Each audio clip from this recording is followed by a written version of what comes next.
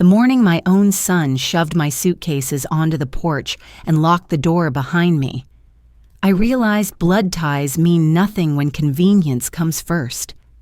12 years ago, Evan and his wife told me I was too set in my ways and banished me from the only family I had left. No warning, no second chance, just 2 suitcases, a cardboard box, and a mother's heart split wide open. My name is Ismeria Caldwell, and that was the day I stopped being someone's burden and started fighting to become something more. The kitchen smelled faintly of burnt coffee that morning, but it wasn't the bitter scent that stayed with me. It was Evan's voice. Flat, clipped, the kind of voice a stranger might use on a customer service call. "Mom, this just isn't working. You're confusing the kids. You have to go." I stood there in the corner of their spotless kitchen in Overland Park, Kansas, still in my robe, still thinking I'd misheard. The radiator clanked against the cold outside. Snow pressed thin and white against the windows. For 3 months I'd been here, spooning oatmeal into little bowls, folding laundry, rocking the baby to sleep so they could get through their long days.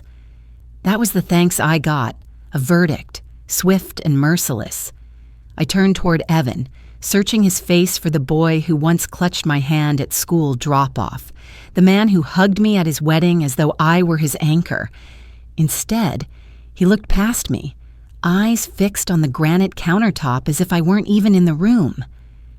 Behind him, Kelsey crossed her arms, lips curved into that sharp smile I'd learned to dread. "You're too set in your ways," she said, voice sweet but cutting. "The children are confused about who's in charge. This arrangement, it's over." I opened my mouth to protest, but she was already a step ahead. "We've packed your things." When I pushed open the garage door, the cold slapped me harder than any words could. There they were, 2 suitcases, a cardboard box stuffed with my photographs and keepsakes, and on top, a sheet of paper scrawled in Evan's handwriting, "Do not return without permission." My throat tightened. Evan hovered in the doorway, refusing to meet my eyes. Kelsey stood beside him, arms still folded, chin tilted like a queen dismissing a servant. "The rest will drop at Goodwill," she added, as if she were doing me a favor. I bent down, hands trembling as I lifted the box. On top, peeking through the flaps, was my wedding photo, me in lace, my husband smiling at a future we'd never get to finish. I pulled it close, pressing it against my chest as though it might shield me from the wind that cut through my coat. The snow crunched beneath my boots as I stepped off the porch. I didn't look back, I couldn't. My whole life now fit into 2 suitcases and a box that smelled of mothballs and broken promises. I had $847 in my wallet. No job. Nowhere to go.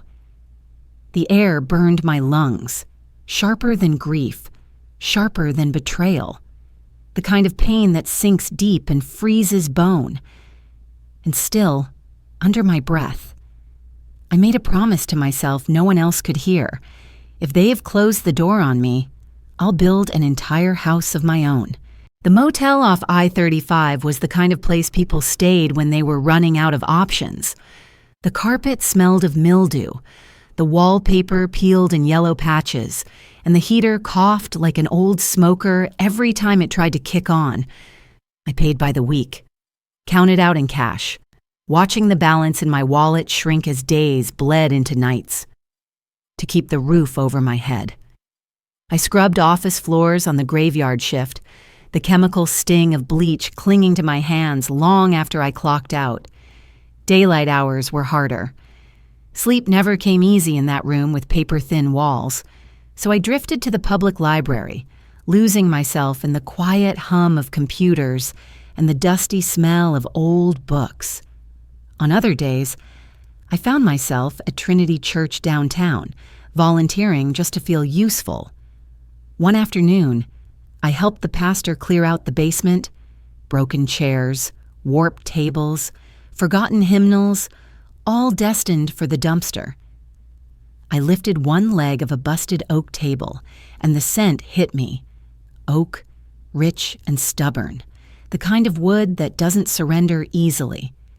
It transported me straight back to evenings long ago, sanding boards beside my late husband as he measured twice and cut once. My chest tightened. That smell was memory, but also possibility. "Mind if I take a few of these boards?" I asked. The pastor raised a brow but nodded. Back in my motel room, I laid the planks across 2 chairs, borrowing a neighbor's sander. I worked until my arms ached, coaxing life from grain dulled by decades of dust. By the end of the week, the boards had become a console table, simple, sturdy, honest. I carried it to the flea market that Saturday, nerves rattling as if I were peddling my own heart. The table sold within minutes. The buyer, a man in a brown coat with city ID still clipped to his belt, ran his palm along the surface, nodding. He didn't know it yet, but he'd remember that table when the town went searching for someone to salvage what others called waste. When I folded the cash into my wallet, it felt heavier than any paycheck I'd earned in years. More than the money. It was proof that something discarded could be reborn. For the first time since that morning on the porch, I felt it in my bones. I wasn't finished. I could bring back more than wood. I could bring back myself. The idea gnawed at me for days. If I could save one table, how much more could I do with a whole house? I carried that question to the office of Ruth Park at the Small Business Development Center. Ruth had sharp eyes, the kind that could peel back excuses. She listened to me describe sanding boards in a motel room and selling that console table, then leaned forward. "You're not just a woodworker," she said. "You're solving a waste problem. Construction debris is choking this city. You see value where others see trash." Her words lodged in my chest like a spark. She urged me to submit a proposal for a pilot project. The city planned to tear down a row of abandoned brick homes. I could offer to deconstruct one instead, strip it carefully, salvage what could be sold, keep the debris out of landfills. Payment wouldn't come from the city, but from the materials I reclaimed. For a week, I wrestled with that proposal. My motel desk was littered with crumpled drafts. I listed costs, projected sales, even scribbled motivational notes to myself in the margins. When I finally submitted it, the board of officials barely glanced at me. One man smirked. "What does a 60-year-old widow know about construction contracts?" I felt the heat rising in my face, but before I could respond, a younger council member picked up a photo attached to my file. His eyes widened. "Wait, did you make this table? I've seen it in the SBDC office." He turned to the others. "If she can turn scrap into that, let her try." The vote shifted. Just like that, I was awarded a single house, a forgotten shell of brick and wood no one thought worth saving. To them, it was a test. To me, it was a doorway. I left that meeting trembling, but not from fear. This wasn't just demolition. It was the foundation of a life I was about to rebuild, plank by plank, nail by nail. My first real house in 12 years, one I would tear down only to prove that I could rise again. The first house they assigned me was nothing more than a shell, sagging porch, boarded windows, shingles sliding like loose teeth. I signed the paperwork with hands that shook, not from fear, but from the weight of what it meant. My future would stand or fall with this job. I hired 3 men from the union hall. They looked me over with smirks, one whispering loud enough for me to hear. "A 58-year-old grandma running demolition. This'll be quick." I didn't answer. Instead, I strapped on gloves, grabbed a crowbar, and hauled the first board out myself. Dust poured down in clouds as we worked. Behind the cracked plaster and broken lath, beams of white oak revealed themselves, thick, straight. still carrying the resinous smell of sap after more than a century. My heart raced. To them, it was scrap. To me, it was treasure. Near the attic joists, wedged between two beams, I pried loose a small plank hand-carved with a single word: hope. The letters were rough, uneven, but they hit me like scripture. I slipped it into my tool bag.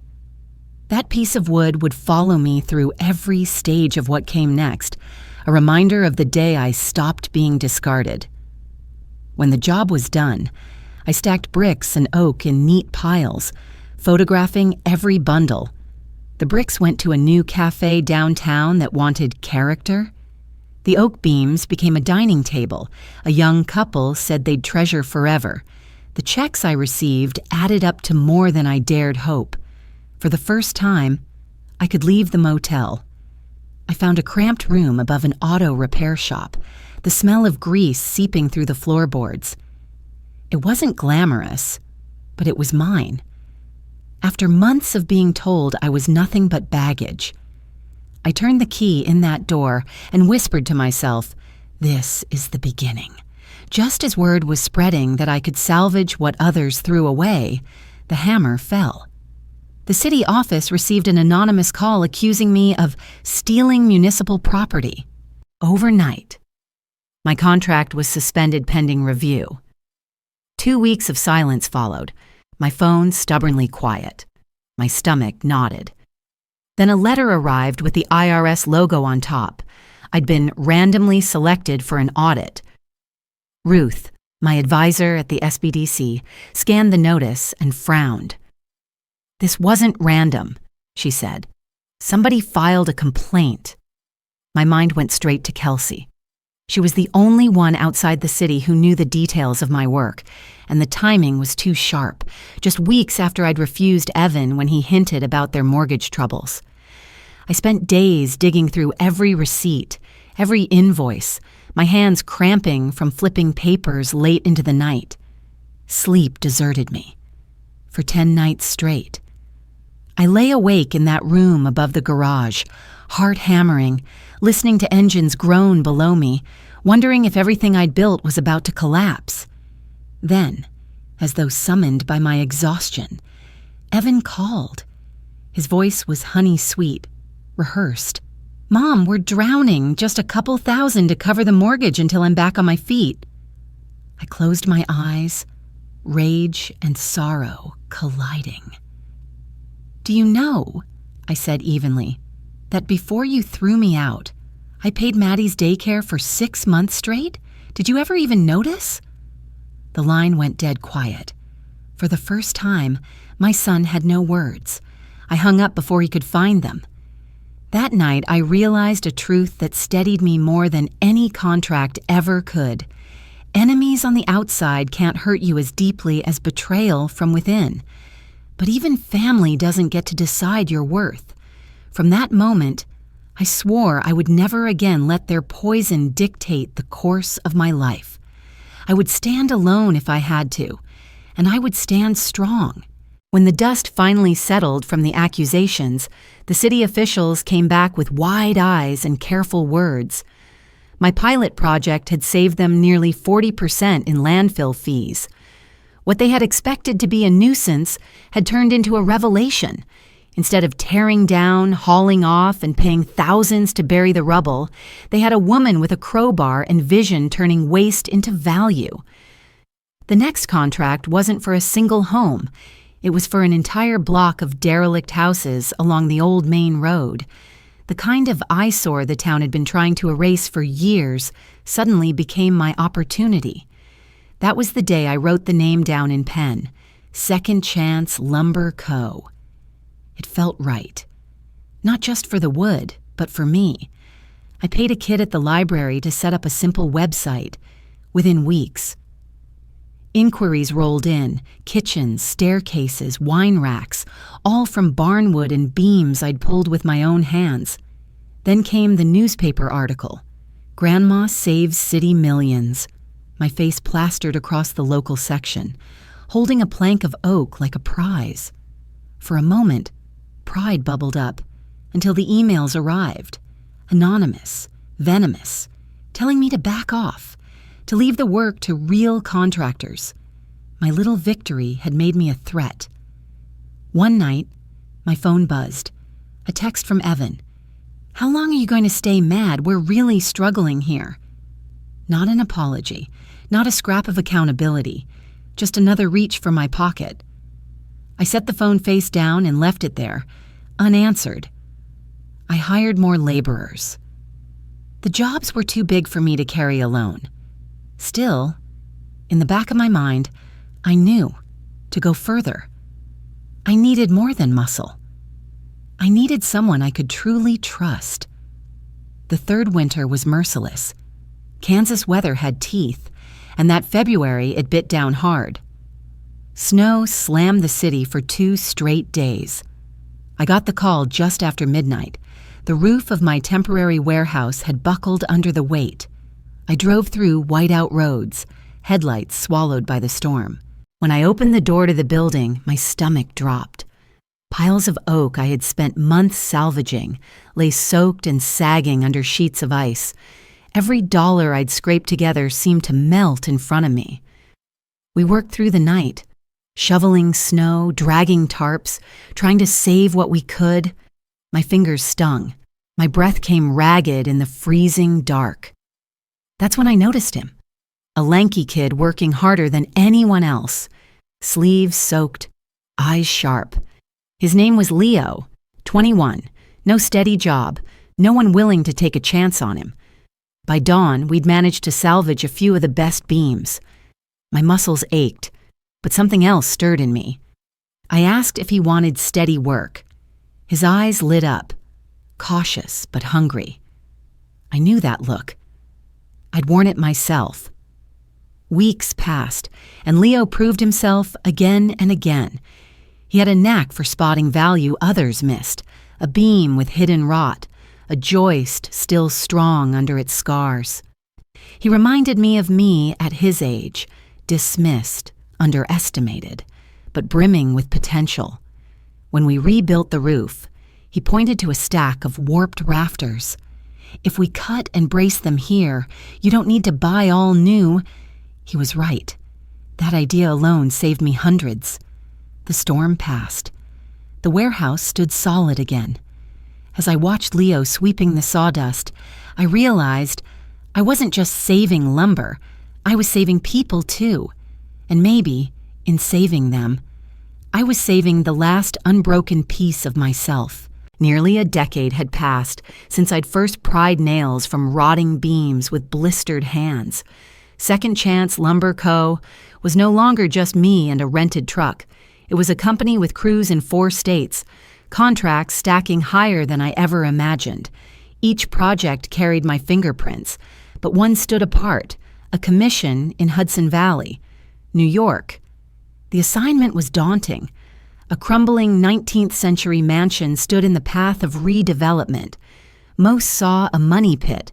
I saw a cathedral of oak and chestnut begging for a second life. My crews worked carefully, stripping beams and molding, cataloging hardware, even saving stained glass panels that shimmered when sunlight touched them. The hall was staggering. Architects, boutique furniture studios, and historic preservationists lined up to buy. Each piece carried history, and each sale carried profit. That project alone brought in more revenue than my first 5 years combined. With the numbers climbing, I let myself dream.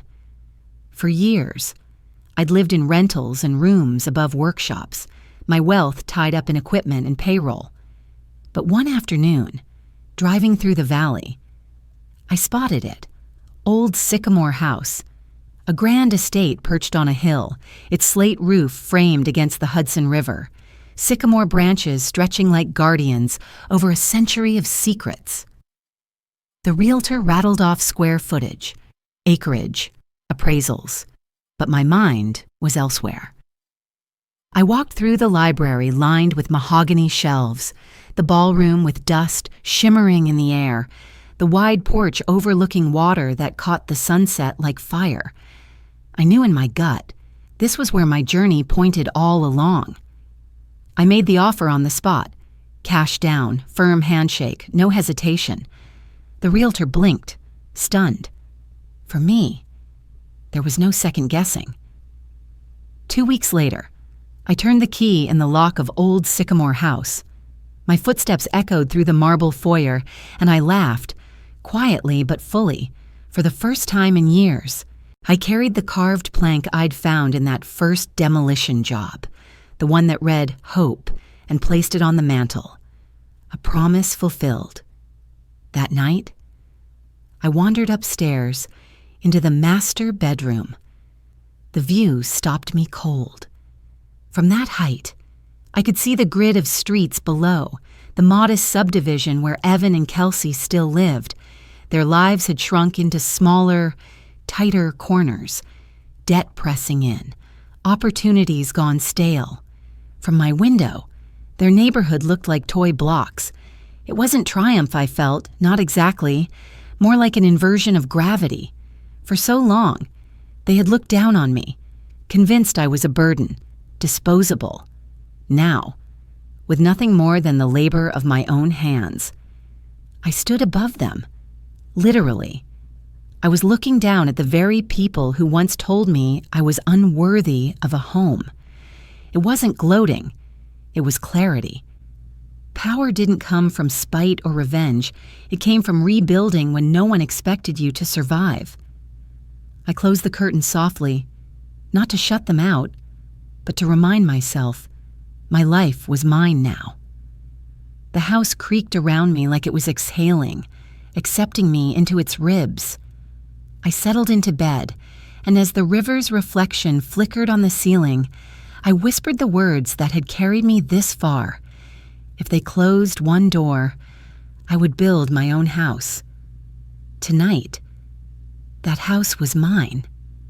And for the first time in a long time, I finally felt like I was home. It didn't take long. Barely 24 hours after the county paper ran the story about old Sycamore House changing hands, the bell at the iron gate rang out. On the monitor, I saw them. Evan in a wrinkled polo, Kelsey clutching her designer purse like a trophy, and behind them 2 tall, awkward teenagers I barely recognized. Maddie, 17 now, and Cole, 15. My grandchildren. Their eyes darted nervously, the way kids do when they sense a lie unraveling. When I opened the door, Evan's voice cracked with false warmth. "Mom, we wanted to congratulate you." His eyes flicked past me, trying to take in the chandelier, the marble floors, the sweep of staircase. Kelsey was quicker. She smiled with a kind of sugary venom. "This house is enormous for one person. Families should stick together, don't you think?" I held the screen door shut, studied the faces of the children. Maddie whispered, almost to herself, "Mom always said you moved to Florida, that you didn't want to be part of us anymore." The tremor in her voice cut deeper than any accusation. They'd been raised on a fiction. "Come in," I said finally. "We'll sit in the library." The library smelled of old paper and lemon oil, its shelves still half empty. I placed 3 chairs in a row, directly across from my velvet armchair. One for Evan, one for Kelsey, and one for the truth they'd worked so hard to bury. We started with pleasantries, but I didn't let them linger. I pulled out a folder from the side table. "Before we talk about reunions," I said, "we need to talk about honesty." Evan shifted uncomfortably. Kelsey's smile thinned. I laid down the first sheet, a printed email, anonymous on the surface, but traced back to its source. 12 years ago, I explained. This was sent to the SBDC and to the IRS. It accused me of theft and fraud. Ruth helped me trace the metadata. The computer it came from was yours, Kelsey. Her cheeks flushed. "That's ridiculous. Anyone could have—" "Stop," I cut in. "It was you." The silence thickened. Cole frowned. confusion written all over his face. Maddie stared at her mother, waiting for denial that never came. I opened a second book, an old ledger. Here's the truth you never told your children. In the months before you threw me out, I paid Maddie's daycare 6 months in a row. I covered what you couldn't, and then you cast me aside like I was a bill you no longer wanted. Maddie gasped, her eyes filled, lips trembling. You helped us? Mom said. She stopped, shaking her head. Kelsey looked away. Evan rubbed his temples, already unraveling. Finally. I pulled out the last piece, a folded letter on yellowed paper. I read it aloud, word by word, the drunken scrawl of my son 12 years ago. The one night he came to my apartment, begging forgiveness, confessing he'd made a mistake, admitting he let his wife's demands outweigh his conscience, his plea that I not tell her. By the time I finished, both children were crying. Maddie choked out, "You lied to us. For 12 years, you lied." Cole's voice cracked with anger. "You told us she didn't care, that she left us." I let the weight of their words settle. Then I looked at my son and his wife. These children are welcome here. Always. But you... I paused, holding their gaze steady. You don't walk back into my life with excuses. Not until you speak the truth out loud, to them and to me. Not until you clean up the mess you've made and stand on your own 2 feet. No lies, no begging, no leaning on me like a crutch. Kelsey's face hardened, her mask slipping. Evan slumped, beaten by silence. I leaned back in my chair, the carved plank marked hope hanging over the mantel behind me, and finished quietly. The door is open to the innocent, to the guilty. It stays shut until you earn the right to knock again. A week later, the bell at the gate rang again. This time, it wasn't Evan or Kelsey. It was just Maddie and Cole, their figures small against the sweep of the drive. The wind tugged at their jackets, their shoulders pressed close together like they were bracing not only against the cold, but against the weight of everything they had learned. I opened the door before they could knock. Maddie's cheeks were flushed pink from the air, her eyes serious. She pulled a folded sheet of paper from her pocket and handed it to me without a word. "It's from Mom," she said finally. "She wrote it last night. It's an apology."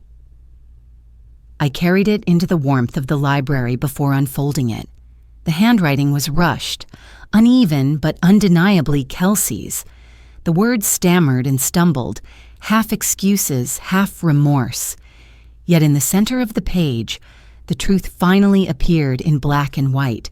She admitted that I had not abandoned my family, that she and Evan had pushed me out, that they had spun lies to cover their shame.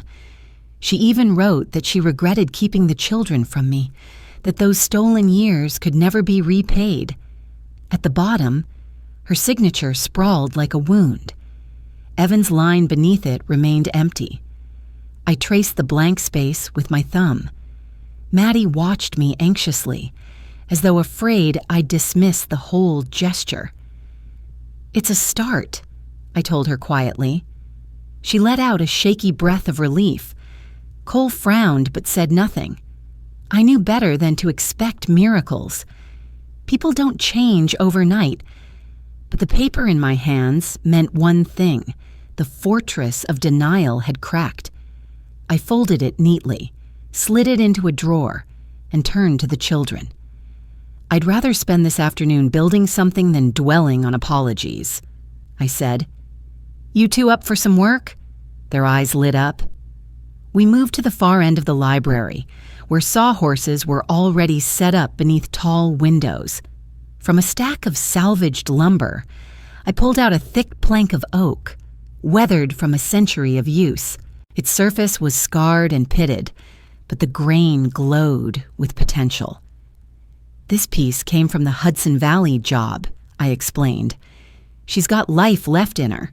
if we treat her right. I handed each of them sandpaper. Together.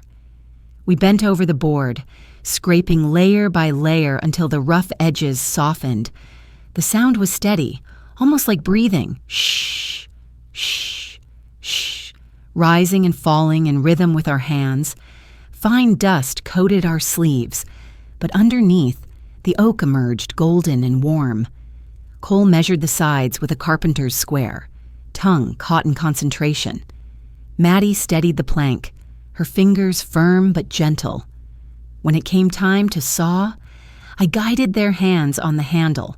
The blade bit through the wood with a rasping hum that echoed in the high-ceilinged room. The library filled with it, the sound of labor, of creation.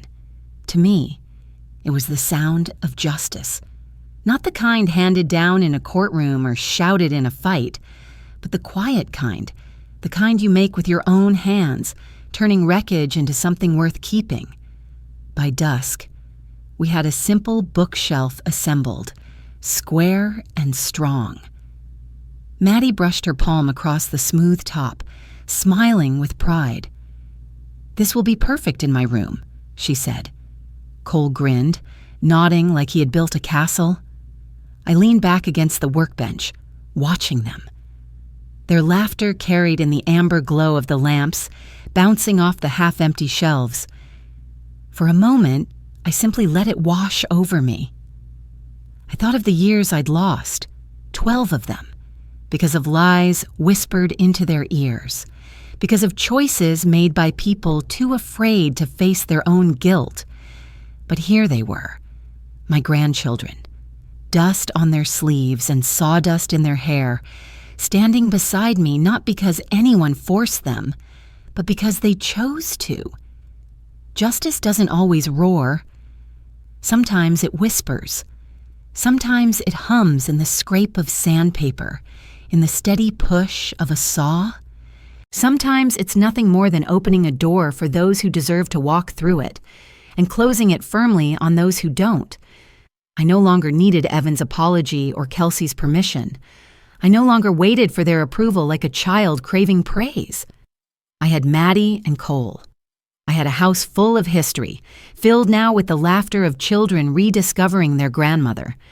I had the sound of wood being reborn, echoing through rooms that had waited decades for life to return.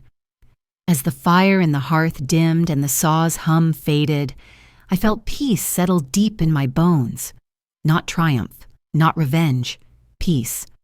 The kind that comes only when you know you have built something sturdy and true, something no storm or lie can tear down. I smiled at the children, my heart lighter than it had been in years. I finally had family again, not the family of appearances and control, but one born of honesty, freedom, and love that no deception could ever erase. And as the last shavings curled to the floor, I knew this. The sound of justice was alive in the library of old Sycamore House, carried in the steady rhythm of a saw, in the choice to love what was real and let go of what never was.